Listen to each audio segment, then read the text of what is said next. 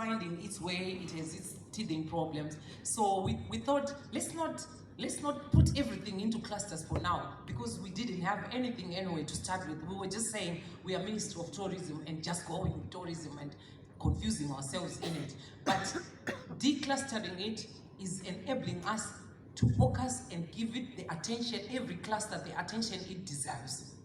So we came up with 11 for this year. We are saying as we go to the next 5 years, we'll be introducing more on board and more on board. Ecotourism is what addresses the green tourism.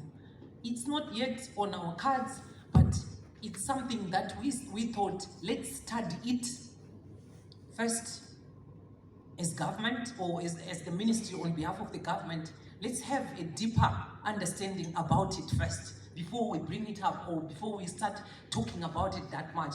And you are ahead of us apparently through this summit guide. I see there is a lot of conversation about ecotourism here, which is what she spoke to. So yes, it's one of the clusters. And even another meeting that we had last week, we had other people who said, you should have put it on your cards this year, because we have 11 clusters that we started with in 2024.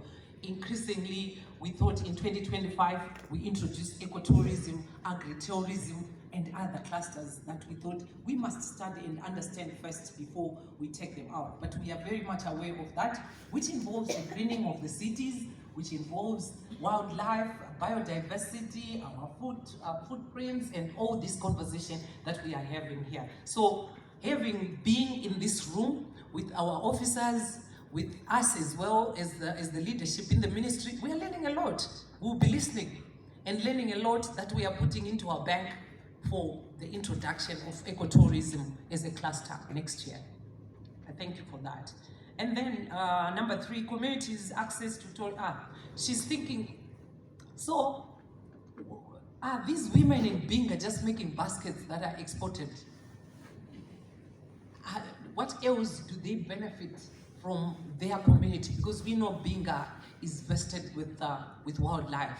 So she's asking if there is a policy that makes these communities access these tourism facilities.